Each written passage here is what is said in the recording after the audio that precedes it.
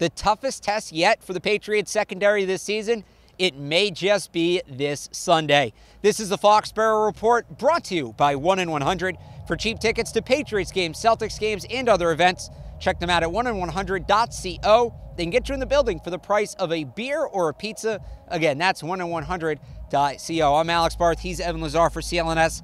Evan, I think I used the exact same open 2 weeks ago when we were talking about the Vikings. Yeah. Toughest test yet of the season for the Patriots secondary. Yeah. They got Antonio Brown. They got Juju. They've got a couple good tight ends. Yeah. They got running backs that can catch the ball. Yep. This and Minnesota are the two toughest tests, right? Kansas City. Okay, Kansas City. Yeah. Rank them for me. I guess I would say Kansas City won. Kansas City still won? Yeah, okay. Kansas City won because I think Tyreek Hill is probably the best receiver in the league.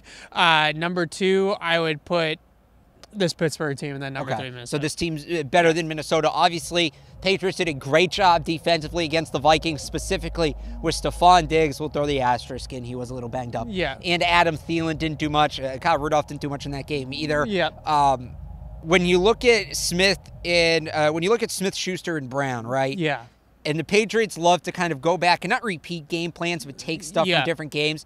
How much of what they did that worked against Minnesota can they bring back and execute this week? Well, actually, I thought that their game plan against Minnesota was basically a spitting image of their game plan last year against Pittsburgh, and I'm pretty much expecting the same thing this week. The only difference is I don't know who they bracket. Do they bracket Antonio Brown, or do they bracket Juju? I think that, surprisingly to me, actually, they just decided that Adam Thielen was the guy that they wanted to take out of the game. Maybe they thought that because he's more of the possession receiver. Sometimes the Patriots opt to kind of take away those possession guys because they say, all right, if you go for 2 or 3 70-yard touchdowns against us, so be it. But if you have the guy that's consistently picking up first downs, take out the guy who's moving the chains. Exactly. So that's what they did against Kansas City with Travis Kelce. That's what they did against Minnesota with Adam Thielen. I think JUJU SMITH-SCHUSTER is that receiver for the Steelers right now. Well, it all starts with Stephon Gilmore when it comes to this secondary. Where is he gonna be? I'm thinking Schuster, the slightly bigger receiver, not as fast as Brown. I mean, he's still a great player, but he just seems like the more natural matchup to me for Gilmore. I agree. I think that body type-wise, it's definitely the better matchup. But I thought that about Thielen, too. But I think that they really didn't want Gilmore to travel in the slot. And that Juju's in the slot 65% of the time. So if you look at that Minnesota game plan, that the Stephon Diggs of the Steelers is Antonio Brown. It's not JUJU Smith. But I think that Antonio Brown is so dynamic as a downfield route runner. He's so quick that putting him on an island against anybody is going to be a huge mismatch. So I don't know if that's necessarily a fair fight for Stephon Gilmore or any corner in that matter. So you think Gilmore's going with Schuster? I think Gilmore goes with Brown. You do? Okay. Because I think that they want to keep him on the perimeter. I think he's more comfortable on the outside. I don't think they want him traveling in the slot. So I think that you'll see Jason McCourty with a bracket from a safety on Juju in the slot. And I think you'll see Gilmore probably with some safety help. I'm assuming the Patriots either double bracket or play a lot of too high looks. I wrote about this before the Minnesota game. People can go back and look at it. Basically the same exact game plan for the Steelers in Minnesota. I kind of see it the same way. We talked about the other side briefly with Jason McCourty, and obviously he had a tough game last week against Miami. We've seen him struggle at times, get taken off the field. We've seen J.C. Jackson struggle at times, getting taken off the field.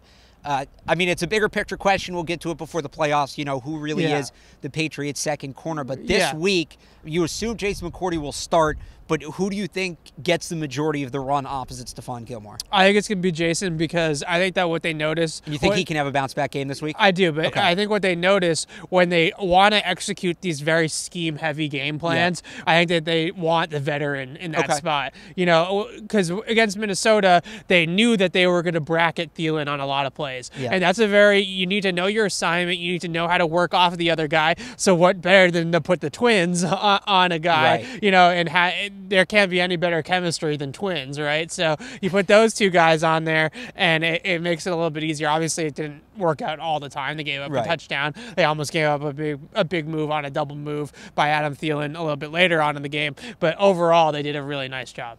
The tertiary options, right? If you take those two away, that's where they're going to look. Couple of good tight ends. I think Jesse James, who obviously has a history with the Patriots, is one of the more underused offensive weapons in football. James Washington is a rookie who might be starting to find his footing now. What do the Patriots, what do fans need to look at once you get beyond Brown and Smith-Schuster?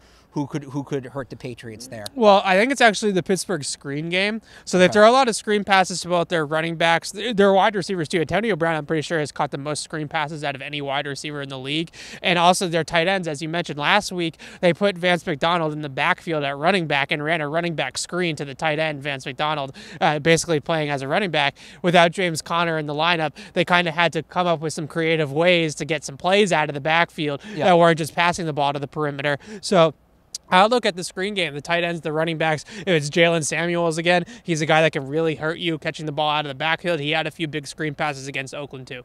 All right, we will keep an eye on all of that. Which receiver are you more worried about from the Pittsburgh Steelers, Antonio Brown or JUJU Smith-Schuster? Let us know in the comments down below or on Twitter at PatriotsCLNS. This is the Foxborough Report. It has been brought to you by 1in100. Check them out online at 1in100.co for cheap Patriots tickets, Celtics tickets, and tickets to other events. For Evan Lazar, I'm Alex Barth from Gillette Stadium. Thanks for watching.